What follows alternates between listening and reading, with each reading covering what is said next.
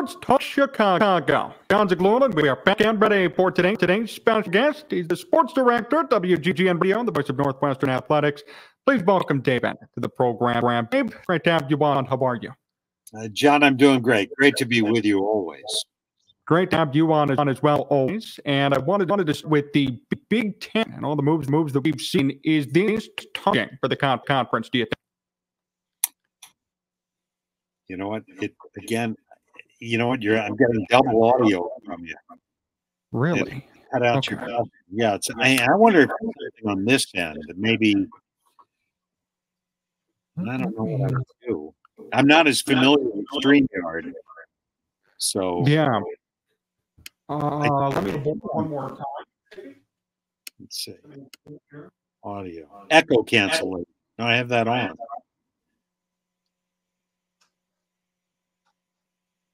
Off stereo audio. Hey, John.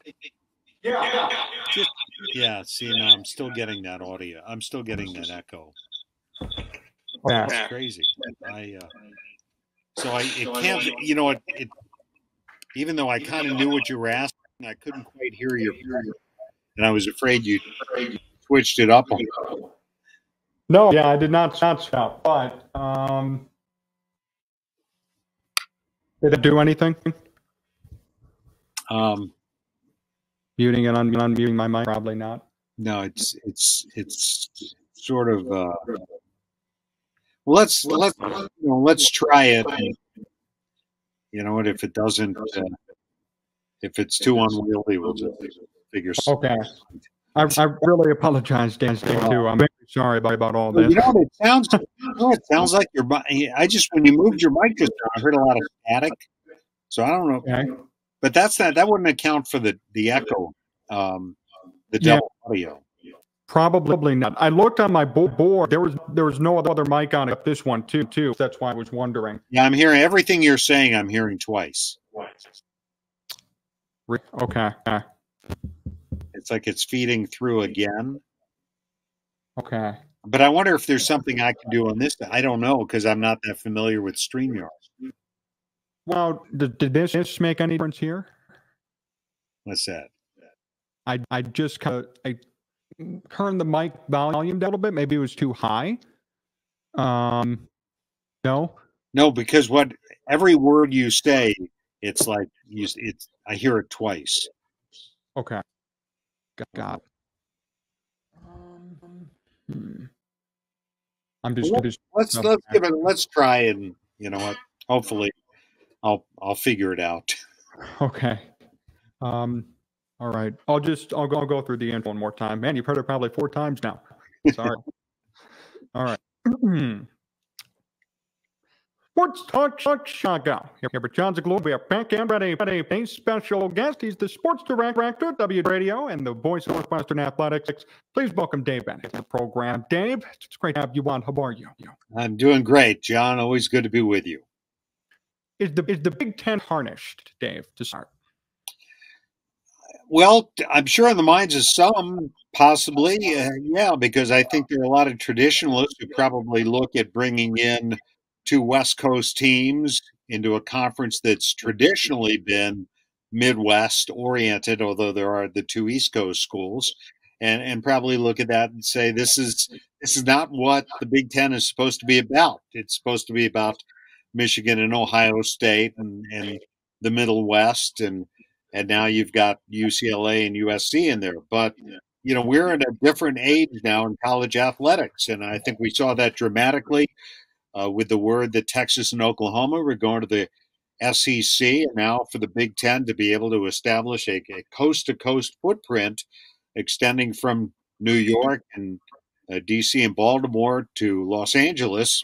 It's a big step for them. And so I think in an area where we're moving towards mega conferences, those are 2 schools you'd want to add. So I think from that standpoint, fans I talked to are kind of excited about it. They like the idea of going to Los Angeles in late November and seeing a football game, or going in the dead of winter in January and seeing a basketball game. So there is that to be said for it too. I'm sure you're looking forward to it, right? Well, I guess it depends. On travel, as we know, can be a challenge these days. And even though we travel on charters already, when you're traveling, especially basketball, during January and February in this part of the country, we spent a lot of long afternoons waiting in general aviation terminals for them to clear the runways so we could take off. And getting into places like State College can be a little bit of a challenge. But yeah, I mean, I'm not going to deny that I don't mind the idea of going out to not just for travel or warm weather. I mean, you can always do that on your own, right? But I've never seen a game at Pauley Pavilion, one of the great venues in college basketball. And I think you add the Coliseum in Los Angeles and you add the Rose Bowl, where UCLA plays its football games, to places like the Horseshoe and Camp Randall and hopefully the new Ryan Field here in a few years. And from that standpoint, I think it's a win-win. I'm looking forward to it. My concern, John, really is how they're going to figure it out as far as the travel, not just for the football and basketball players, but what about for the Olympic sports? How are they going to travel? What's that going to be like? And I like what the Big Ten has done, giving themselves enough lead time here to try to work through these issues and figure out a workable solution to the logistical problems that are going to arise. They've got 2 years to try to figure it out. They've already established a committee that's going to work on it, and I think that they'll come up with something that's fair. And you would think that it's going to still be a very challenging situation if you're at Rutgers and you're going to Los Angeles for a midweek match of some sort in January. Who benefits most from this, Dave? UCLA, and you see the Big Ten as a whole, or the teams in the Big Ten too?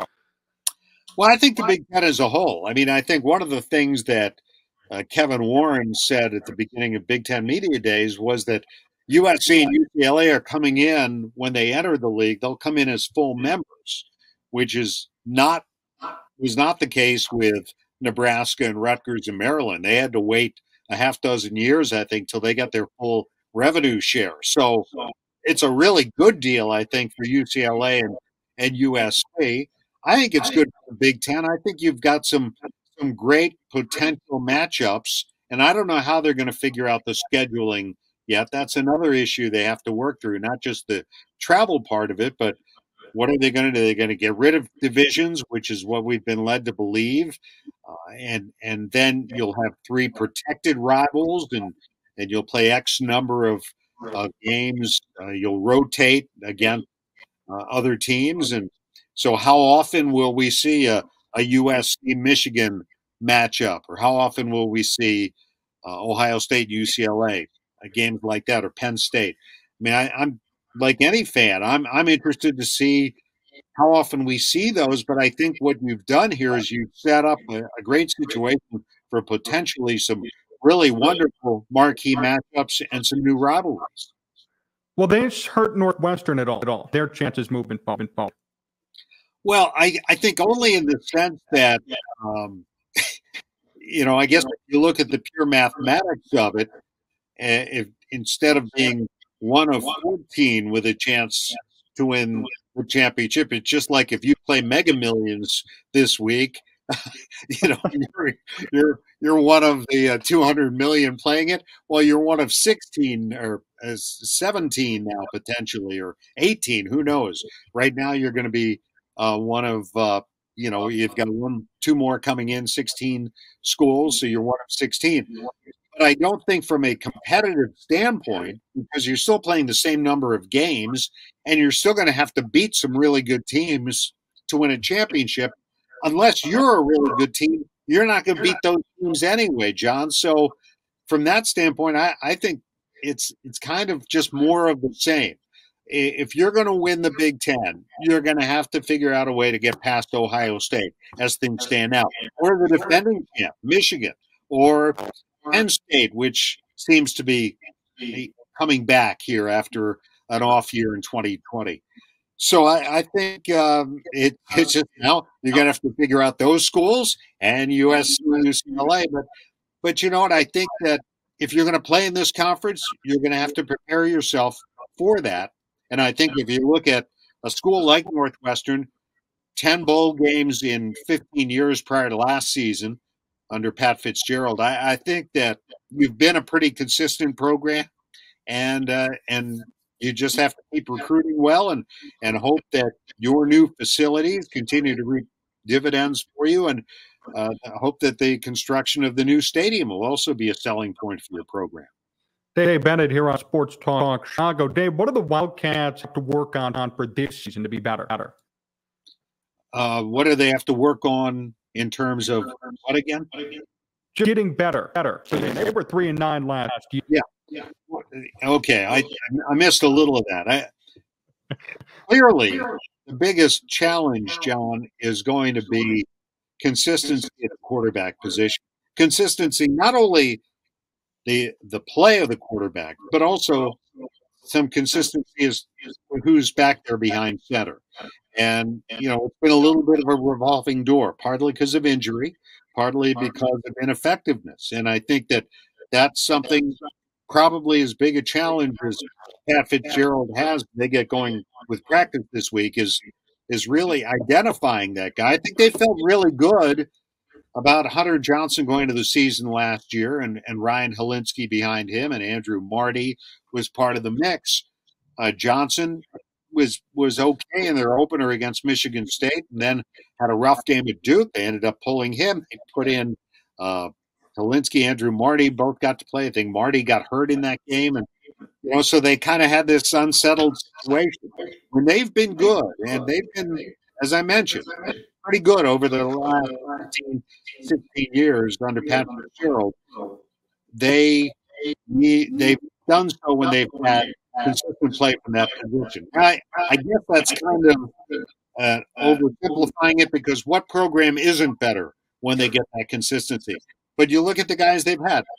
Clayton Thorson started 53 consecutive games for them at quarterback. They got Peyton Ramsey in 2020, started every game, was really good. And they won the Big Ten West and gave Ohio State a run in the Big Ten championship game and beat Auburn in the Citrus Bowl. So, you know, I don't mean to sound like I'm oversimplifying it, but really, if they figure out the quarterback position, which they've done more often than not, I think they're a good enough team to be in the mix there in the Big Ten West. Now, their defense has to be a lot better than it was last year. I believe the defense will take a step this year. Will they get back to where they were, being very good at scoring defense and with a terrific linebacking core for a lot of years, and an All-American like Brandon Joseph playing in the secondary? They don't necessarily might not take that leap all the way this year, but I do think they'll be better defensively. And I think if you go back in 2019 when they went 3-9, their defense was good enough. They didn't get to play at quarterback. Last year, they weren't really good enough on either side of the ball. So I believe this year they figure out quarterback. I think they're going to be really good at running back. I think their offensive line will be better. You have maybe the best offensive lineman in college football, some believe, in Peter Skoronski, the left tackle. Do they have playmakers on the outside? That's another question. That's something we'll find out here in the next few weeks. What's your evaluation personally of the quarterback position for Northwestern? Well, I think Ryan Helinski came in last year kind of midstream in spring ball, and he was sort of playing catch-up all year. He's certainly a talented guy. We know he's got the arm. But he came in, he came in late, and not his fault. He was a transfer. I think the guy that I've heard the most about coming out of spring ball this year is a guy named Brennan Sullivan, be a redshirt freshman, didn't play last year, didn't see the field. More of a dual threat kind of a guy. And, I'm not saying that he's going to be like the kid at Michigan, but he's potentially a guy who can make some plays with his legs. And when Northwestern has been most effective offensively, they've had a guy like that.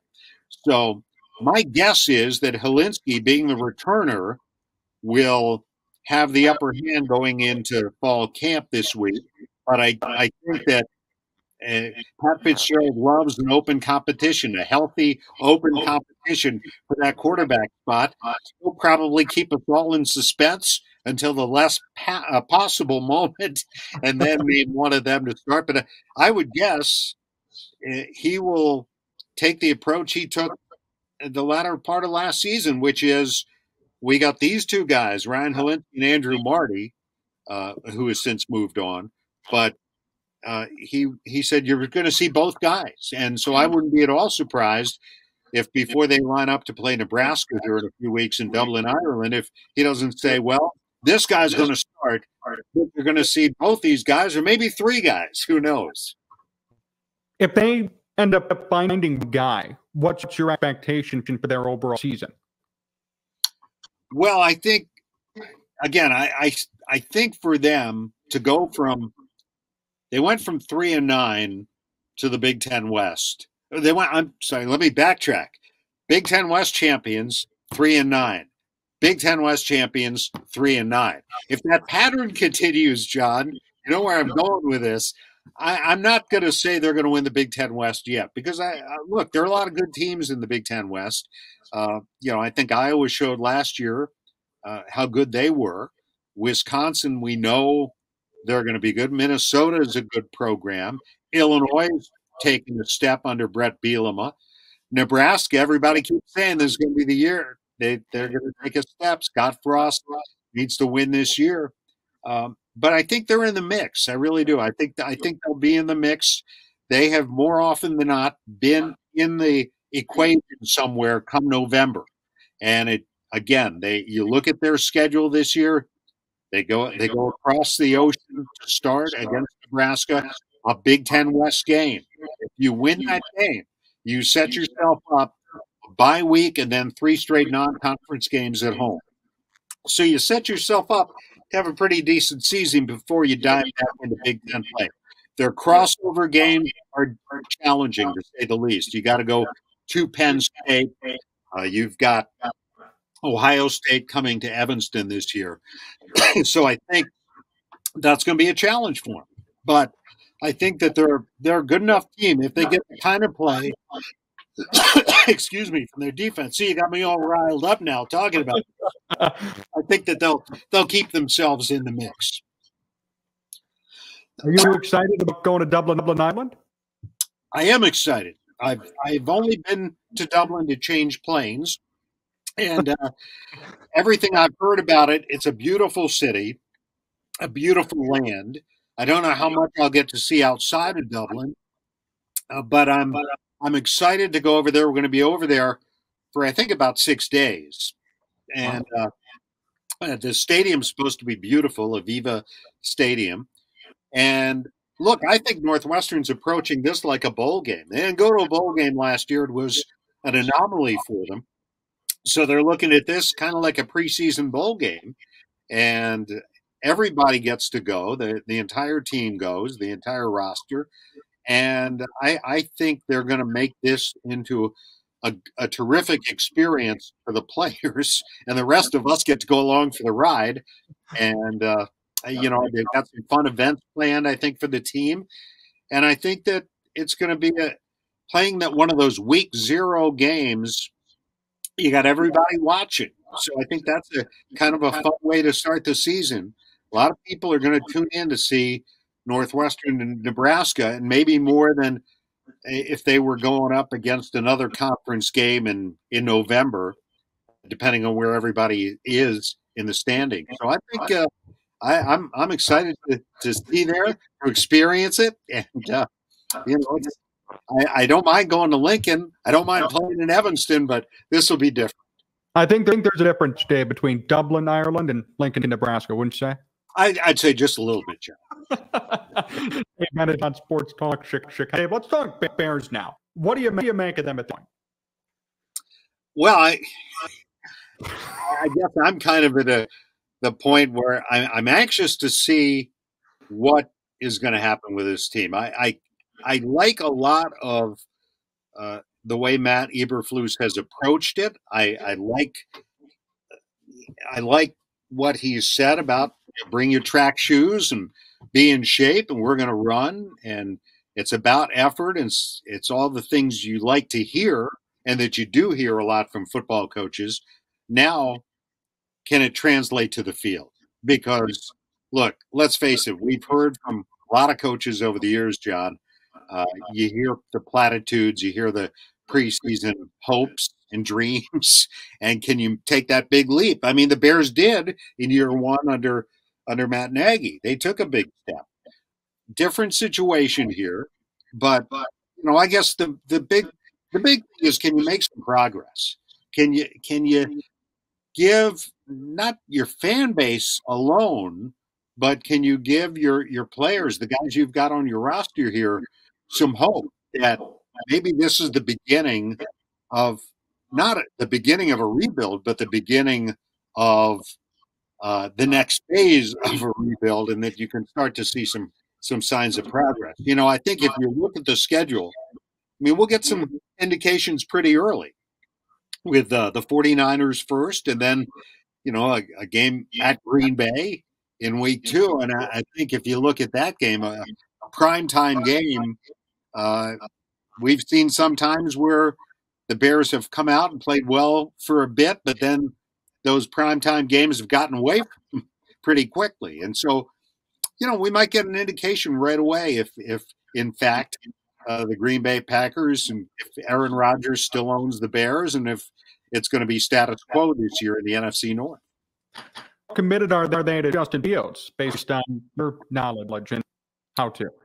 Well, I mean, I think that's a fair question. I think certainly the previous regime committed to him, but we've seen often that when there is a regime change, that attitudes can change. I think it's unfair to draw conclusions about Justin Fields based on last season, because he was under such duress when he played. And, things had already sort of started to go downhill. And once that happens, I believe it affects all sides of the ball. And so I think a fresh start, granted, a fresh system.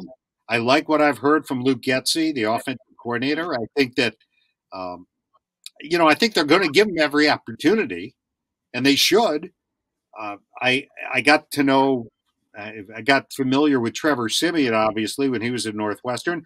Not a bad guy to have as a backup, and veteran, who's played a lot in the NFL, and he can, I'm sure, as the other veterans who were on the staff last year did, I think, can have a positive impact on Justin Fields. I think he's a talented guy, John. I don't think there's any question. Can they harness that talent and make him the quarterback that Bears fans have been longing to see for so long? You saw him in college, too, Ohio State and Northwestern. You would know how talented he is based on those games. Well, and the thing that always impressed me was he could make every throw, and he was so accurate. And he didn't throw interceptions, which, of course, was the antithesis of what we saw last year. But he was under pressure all year and running for his life. He can run. It's better if he can do it when he's not doing it to preserve himself. But I think that, he's got a strong arm. He can throw the deep ball. And I think we saw glimpses of that last year, even with the Bears. So I think if you give him the tools, but again, he's got to have guys that he can throw to. He's got to have guys who can go out and make plays for him on the edge. And that's an area I think it's going to be interesting to see where the team is. I know that Ryan Poles was asked, do you have enough playmakers? And he said, well, you can always use more, and that's certainly true. Do they have enough? I think that's something we'll find out. Do you have any, Dave? That's my question to you, though. Yeah, well, I think that Darnell Mooney, I think, has shown signs that he can be a playmaker. I think they're going to get the tight end more involved. And they signed. And how many tight ends did they bring in? 20 of them, I think. So, And I think that they still ultimately you've got to be able to run the ball in the NFC North, and I think we've certainly seen some good things from David Montgomery here in the last couple of years, and maybe now with an improved, hopefully, offensive line. That's another area we can talk all day about playmakers and the play of fields and all that. But I like the moves, some of the moves they've made to fortify that offensive line. They brought in Riley Reif this week. Guy has played a lot in this league, and was a starter last year for a team that won the AFC. So, I think it's going to be a work in progress this year. So I think what you want to see is steps being taken along the way. Where do you get your confidence level in the new regime right now? I guess it depends who you ask, right? I think fans are justifiably skeptical because they've kind of been through this drill a few times. But I think that there's always optimism when you have a fresh start. There's a honeymoon period. And again, I think people like what they've heard from Matt Eberflus. He might not have been the biggest name candidate they could have brought in. He might not have been the flashiest guy they could have brought in. But I don't know that you necessarily need to go in that direction. I think you need a guy who comes in with a plan. I think he's got that. From what I've heard, he's put a good staff together. And I think that, certainly he's been with an organization that felt strongly about him. And, I think he's had some notable achievements. So I think Poles, first-time general manager, we'll see how that all pans out. I think you can't really pass judgment on that position until you've been through the wash a couple of times and seen if you got all the stains out. And, I guess we'll find that out here over the next couple of years. What's your expectation for this season? Is this going to be a tough year for the Bears overall? Well, I think it could be. I mean, I think if you look at the schedule, you've got that stretch just past midseason where you play 4 out of 5 on the road. You've got some potential really tough ball games. I mean, you have Buffalo coming in here. They're not going to be fazed by coming in. And I know it's late season, I think it's the next to last home game. San Francisco, I mean, they're kind of they were a team that they were good last year, and not sure what their quarterback situation is going to look like. But you think they're committed to youth at the quarterback position. It's going to be the opener. People will be jacked up for that. So maybe that's a chance to make an early statement, get an early win going into Green Bay in week 2.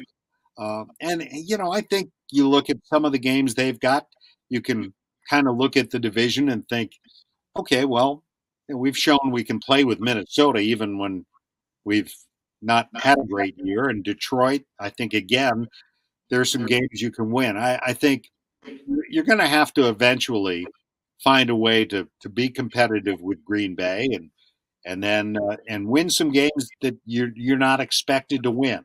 I think for this team, if they can somehow get around 500, I think it'll be at least getting back to where they were, and maybe put themselves in position in 2023 to be back in the wild card picture, or maybe they'll surprise everybody. What a few games we didn't expect them to win.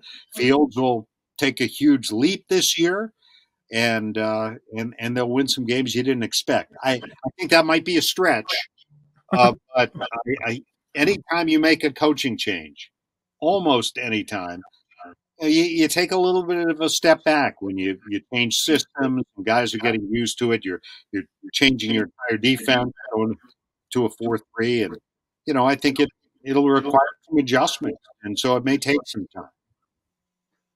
Dave, still here on Sports Talk Chicago. Dave, a few more questions before we finish up. First off, 100 years of WGN. Tell me about the celebration. Well, it was cool to be a part of.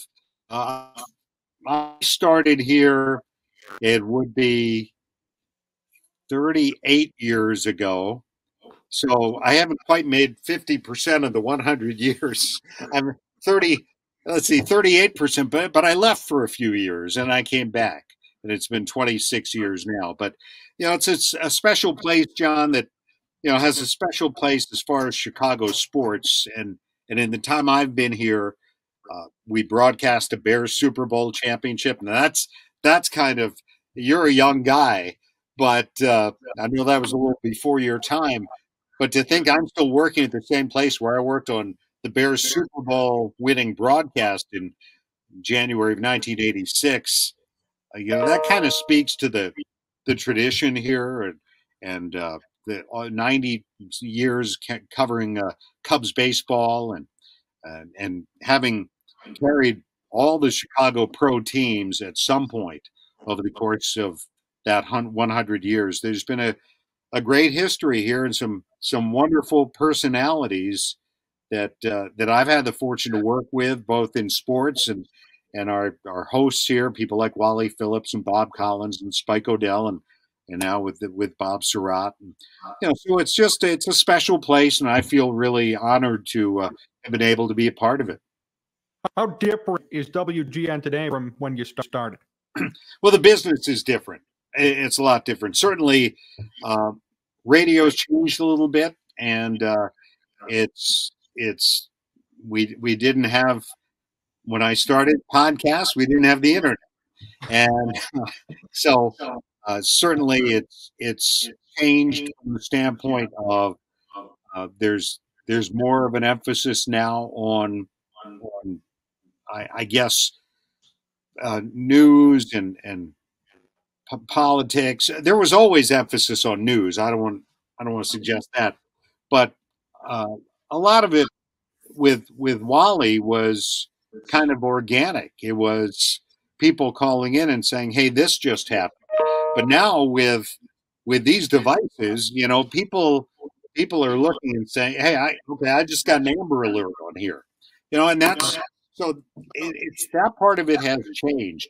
I think what has not changed is that people, our listeners, take ownership in the station. They've always felt that they've been a part of it, and during the pandemic, John Williams started a bit somewhat innocently during the early dark days of COVID, called Speed Jokes, where he would just set aside a couple of minutes every morning just to tell, I guess, what commonly become known as dad jokes, and just kind of bad, quick jokes, and actually some pretty funny ones.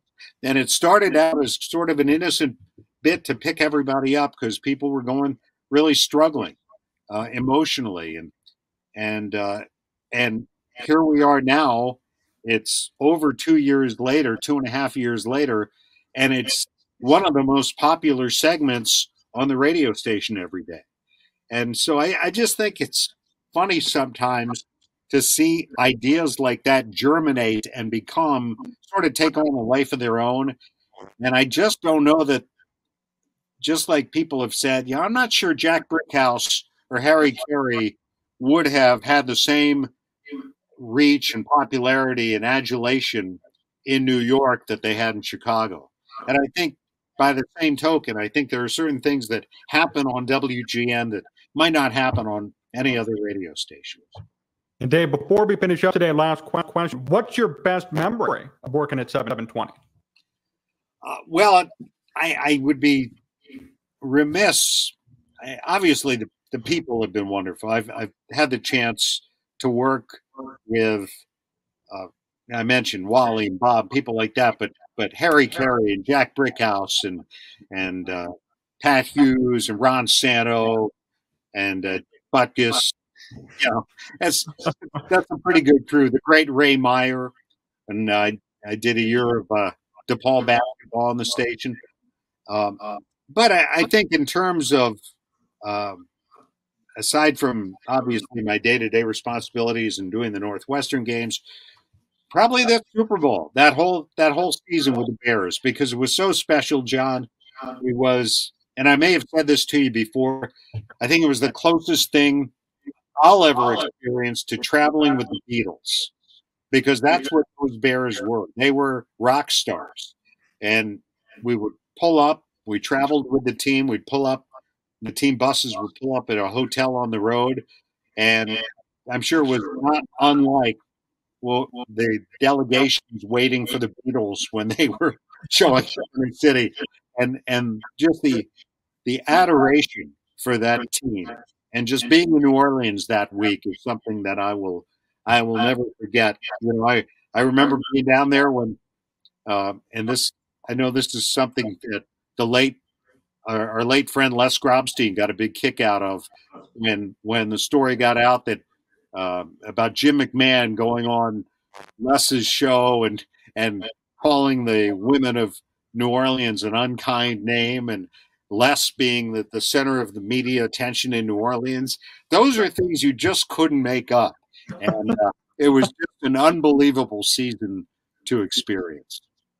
Well, Dave, thank you so much for joining me. Always a pleasure. Best wishes at WG Northwestern, and always looking forward to the next time we chat too. John, it's always good being with you. You ask such great questions. You make me think. Now I got to go back and rethink my answers. But it's always great being with you.